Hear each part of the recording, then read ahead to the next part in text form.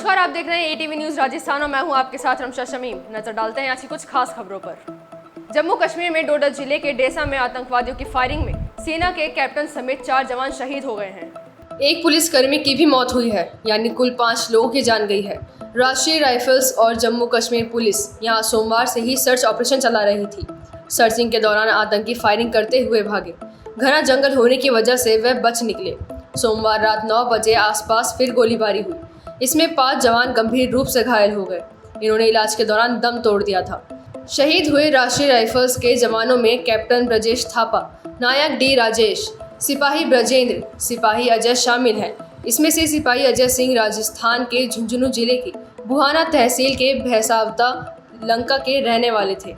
सेना इलाके में हेलीकॉप्टर ड्रोन से आतंकियों की तलाश कर रही है। हमले की जिम्मेदारी आतंकी संगठन जैश-ए-मोहम्मद से जुड़े कमिश्नर टाइगर्स ने ली है।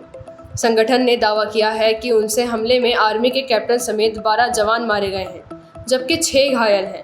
रक्षा मंत्री राजनाथ सिंह ने आर्मी चीफ से मुठभेड़ की जानकारी ली है। जम्मू डिवीज़न के डोडा में 34 दिन में ये 5वां एनकाउंटर है। इससे पहले 9 जुलाई को एनकाउंटर हुआ था। यहाँ 26 जून को एक और 12 जून को 2 हमले हुए थे।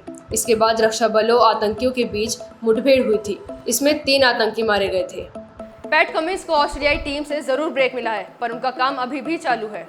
बतौर गेंदबाज कमिंस का काम है विकेट चटकाना, जो वो बखूबी कर रहे हैं। इंग्लैंड के खिलाफ चुनी गई वाइट बॉल सीरीज की ऑस्ट्रेलियाई टीम से आराम मिलने के बाद पैट कमिंस पहुंच गए हैं अमेरिका, जहां T20 फॉर्मेट में खेली जा रही मेजर लीग क्रिकेट के अपने पहले मैच में ही उन्होंने हड़कंप मचा दिया।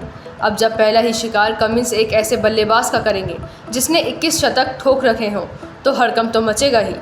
मेजर लीग क्रिकेट में कमिंस सैन फ्रांसिस्को यूनिकॉर्न का हिस्सा है। MLC 2024 में 15 जुलाई को सैन फ्रांसिस्को यूनिकॉर्न का मुकाबला सिएटल ऑर्कास से था। ये सैन फ्रांसिस्को टीम का भले ही इस सीज़न में 4था मैच था, लेकिन पैट कमिंस के लिए ये उनका इस लीग में पहला मुकाबला था। मुकाबले में पहले सैन फ्रांसिस्को ने ही बल्लेबाजी की, जिसमें नाबाद रहते हुए पैट कमिंस ने भी 6 रन का योगदान दिया।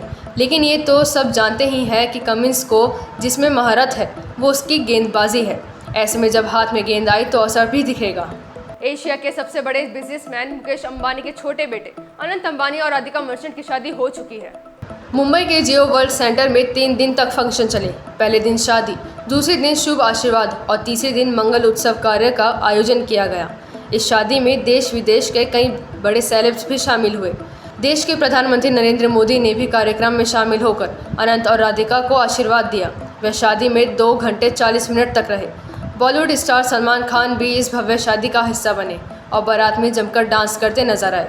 13 जुलाई को राधिका पहली बार अंबानी परिवार की बहू बनकर एंटीलिया पहुंची। यहाँ उनके स्वागत में फूल बरसाए गए। जेठानी श्रीलोका ने राधिका और भाई आकाश ने अनंत को गले लगाया, डिनर किया और शंकराचार्य स्वामी जी का आशीर्वाद भी लिया। शादी में दूसरे दिन भी कई सेलेब्स ने शिरकत की। शंकर महादेवन, श्रेया घोषाल और सोनू निगम जैसे सिंगर्स ने भी परफॉर्म किया। शुभ आशीर्वाद कार्यक्रम का समापन म्यूजिकल परफॉर्मेंस से किया गया। अमेरिका की रिपब्लिकन पार्टी ने सोमवार देर रात डोनाल्ड ट्रंप को आधिकारिक तौर पर राष्ट्रपति उम्मीदवार घोषित कर दिया। विस्कॉन्सिन के मिलवॉकी शहर में हुए पार्टी कन्वेंशन में ट्रंप को डेलीगेट्स के 2383 वोट मिले। उम्मीदवार चुने जाने के लिए उन्हें 1215 वोटों की ज़रूरत थी। 13 जुलाई को पेंसिल्वेनिया में हुए हमले के बाद ये पहला मौका था जब ट्रंप सार्वजनिक मंच पर नजर आए। उनके कान पर पट्टी बंधी थी। गोली लगने के 48 घंटे बाद पार्टी ने उन्हें राष्ट्रपति पद पर उम्मीदवार घोषित किया। सम्मेलन में ट्रंप के पहुंचते ही समर्थकों ने USA के नारे लगाए। साथ ही हवा में मुट्ठी लहराते हुए लोग फाइट कहते नजर आए। दरअसल शनिवार को गोली लगने के बाद ट्रंप ने हवा में मुट्ठी लहराकर फाइट कहा था। कन्वेंशन में ट्रंप के साथ उनके बेटे एरिक और डोनाल्ड जूनियर भी मौजूद रहे। सम्मेलन खत्म होने के बाद जब ट्रंप वहां से जाने लगे तो लोगों ने वी लव ट्रंप के नारे भी लगाए। इस दौरान कुछ समर्थकों की आंखें भी नम हो गईं। हालांकि कन्वेंशन में ट्रंप ने एक बार भी खुद को गोली लगने का जिक्र नहीं किया था। वहीं रिपब्लिकन पार्टी ने उपराष्ट्रपति पद के लिए 39 साल के जेम्स डेविड वैंस के नाम का ऐलान किया गया। कन्वेंशन में किसी भी डेलीगेट ने वैंस का विरोध नहीं किया। वैंस 2022 में पहली बार ओहायो से सीनेटर चुने गए थे। उन्हें ट्रंप का करीबी माना जाता है। एक्ट्रेस रकुलप्रीत सिंह के भाई अमनप्रीत को ड्रग्स मामले में गिरफ्तार किया गया है। इस मामले में अमन समेत 5 लोगों की गिरफ्तारी हुई है। इनमें नाइजीरिया का एक पुरुष और एक महिला भी शामिल है।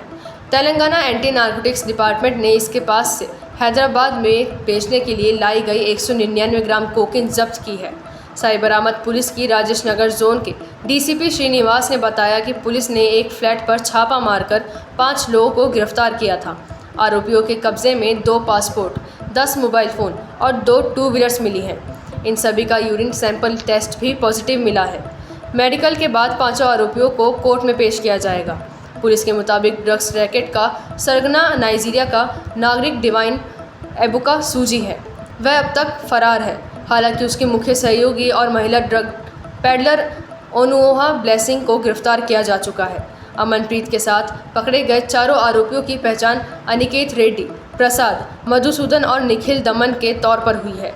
ये सभी कारोबारी हैं। इनके खिलाफ एनडीपीएस एक्ट के तहत कार्रवाई की जा रही है। इस मामले में अमनप्रीत सिंह समेत कुल 13 लोगों के नाम शामिल किए गए हैं। ऐसी खास खबरों को देखने के लिए बने रहिए एटीवी न्यूज़ राजस्थान के साथ। तब तक के लिए नमस्कार।